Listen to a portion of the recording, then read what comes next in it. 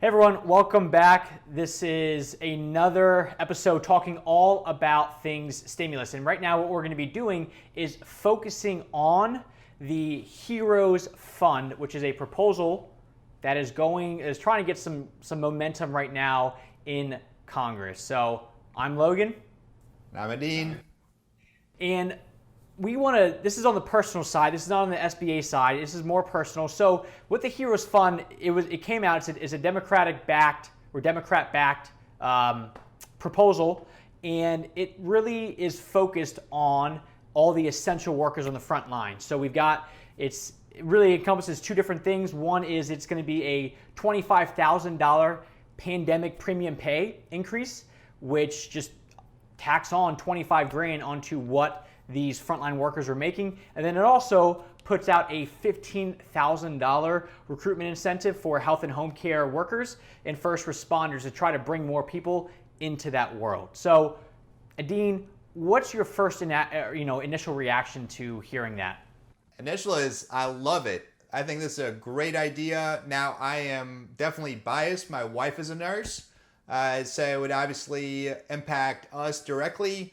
But beyond that, obviously seeing what she does, I totally believe that frontline workers get underpaid, and even this $25,000 thing might be too little for what they do and what they deal with on a daily basis, whether this virus or any other thing. That they're always putting their own health on the line. They're working crazy hours. They sometimes go for days without sleeping and seeing their families. So I think this is a phenomenal idea that we can finally somehow say thank you beyond just all the recognition that we give to them. Obviously, we're always trying to take care of them, but I feel like they're still underappreciated for how much they put in. And so doing this immediate bump across the board at what was it, $13 an hour? So giving all of our healthcare workers, all of our firefighters, police officers, and other frontline workers a pay bump obviously is going to mean a ton to them. And obviously for me, I mean, beyond the fact that my wife's a nurse, would just mean a lot in terms of, hey, we're recognizing you. Thank you for everything that you do for us. So, okay, so let's play a little bit of devil's advocate on that one. So we say thank you, we give everybody an extra $25,000, but then that puts us in an economy that's already relatively unstable. That potentially puts us into way more debt already than what we're already dealing with right now. So, I mean, it's a good thank you, but is this good for the future? That's a great question. So there's always going to be two sides to the coin, right? One is your what they call hawks, super ultra financially conservative people who are always going to say more debt is terrible. We need to cut spending. We need to pay off our debt. Dude, do you know how much debt we already have in this country? And we just blew $4 trillion just like that. And what's the impact? Nothing, right? And from that perspective, yes, we're going to have more debt. But ultimately, America is the #1 country and economy in the world. And who's going to say something about it? Nobody. So the Getting America Back to Work Act, Edin, what is involved with this proposal? Yeah, so at a very high level, what it does is it again incentivizes businesses to hire people, to keep them, and to rehire those that they had to lay off. And it provides a payroll tax credit, so essentially decreases the amount of taxes that companies have to pay on payroll in order to be able to use those savings to pay those employees. And in essence, essentially, it just decreases the cost of having employees. So how much of an impact would this really have on a business? I mean, how much is the average business paying, let's say percentage-wise, in payroll, and then you take 80% off? I mean, is that enough to really move the needle, or is this just like a sweet little icing on the cake? Yeah, I mean, it's all relative, right? So if you have a part-time employee who makes $10,000 a year, this isn't going to do much for you. But if you have 50, 100, a couple hundred employees, it's going to mean tens of thousands of dollars, potentially millions of dollars in savings. And now again, is it going to filter all the way back through in terms of hiring people? We don't know. But to me, this one seems very similar to what we've already gotten in PPP, in employee retention credit, partially Family First Corona Response Act.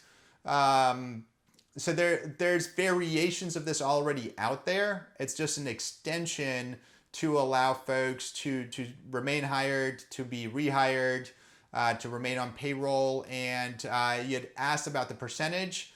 On average, it's about 8.5% to 10%, depending on which industry you're in. The emergency money for the People Act. Now, this has become one of the more popular proposals that's going through Congress right now. And what it really does is it takes on what we dealt with in CARES Act 1, where we gave everybody that makes 75 grand a year or less $1,200. And now it builds on that and takes a lot of those parameters off. And now we've got everybody that makes 130 grand a year or less.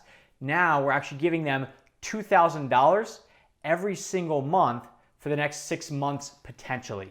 So, Edin, first off, to give everybody under $130,000 or less a year, $2,000 a month, I mean, how much would that help?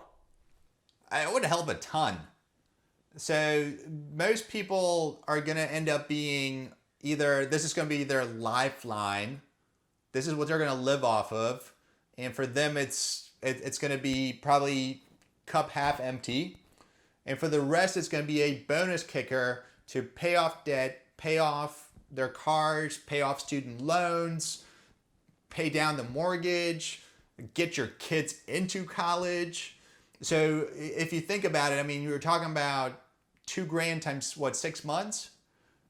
That's 12 grand that everybody would love to have. I mean, $1,000 a month is what it comes down to over a year. They'll pay for most people's rents and mortgages for the full year. And if you don't have that, then it's wonderful and incredible what this can do for both personal budgets, but also the whole economy in terms of, again, having more money to spend.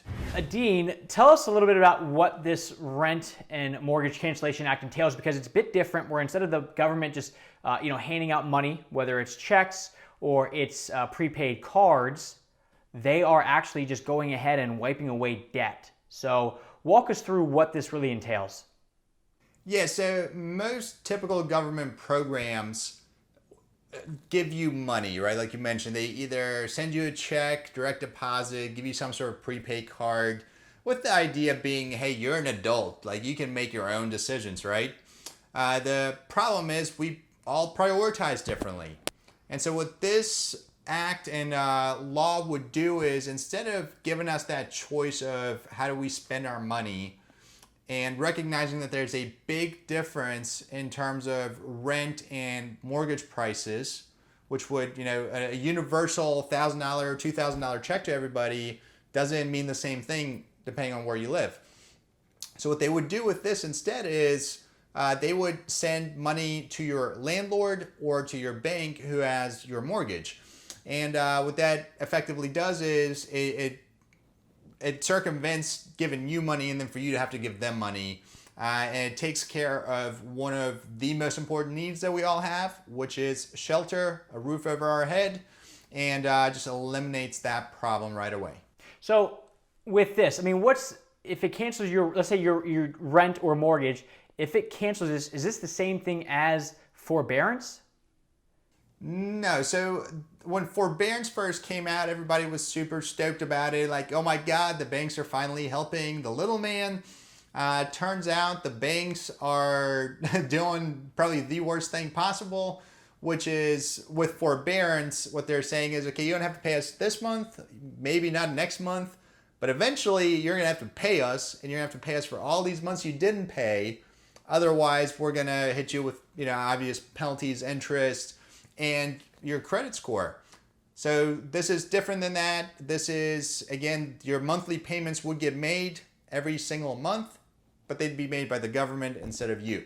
This one is a bit different because what the government is effectively proposing is they will give everybody a $2,000 boost debit card in essence, and then every month after that, another $1,000.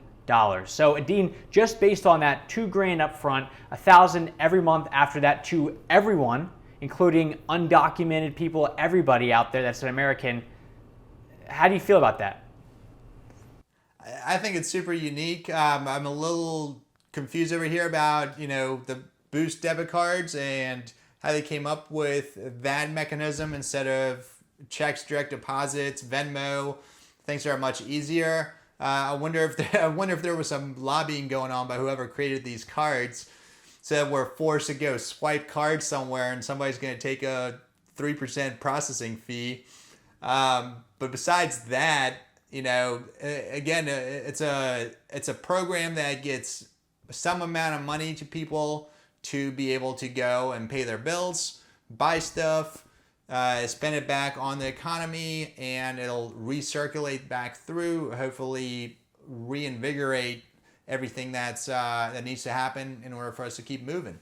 And it's here to stay for a while. I mean, this one is a lot of the other stimulus packages are 6 months long, even a year long. This one is it becomes effective the day that it gets signed, and then it terminates a year after the emergency ends. So it's not like it's a 1-year deal. This thing goes and goes and goes until the emergency is over, and then the 1-year clock starts. So this is a pretty lengthy proposal that they're putting out there.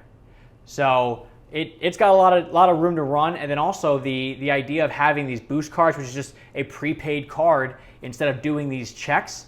I don't know if that's so they don't have to continuously mail new stuff out there, but I mean to do this on like a prepaid card, I mean it's different. Yeah, that must be the reason why. I mean, one, checks are slow, but two, also it's a lot easier to control them. You can cut them off and basically stop payments on them. But I think the fact that it's easier, once you have yours, they can just refill them with a press of a button, right? So I know a lot of state benefits tend to be done that way for that exact reason. The other thing that they can do with those, and I know it's not as part of this act, but they could potentially limit what you spend that money on. So they can say, okay, we know when you swipe your card at Walmart that you're probably buying groceries. I mean, you can buy just about anything at Walmart nowadays, but you essentially, they know where you are and what you're buying with that card. And so that way you'd be potentially limited by its use. But again, on the flip side, $1,000 a month, we have more runway in terms of time, which again is going to help, because right now the biggest unknown is how long is this going to last? How long will companies keep us employed? Because at some point they're going to say, we're not selling anything. Can we just keep paying you? And then the last piece to that is we all have more expenses now. And so getting a little bit of a boost will be phenomenal.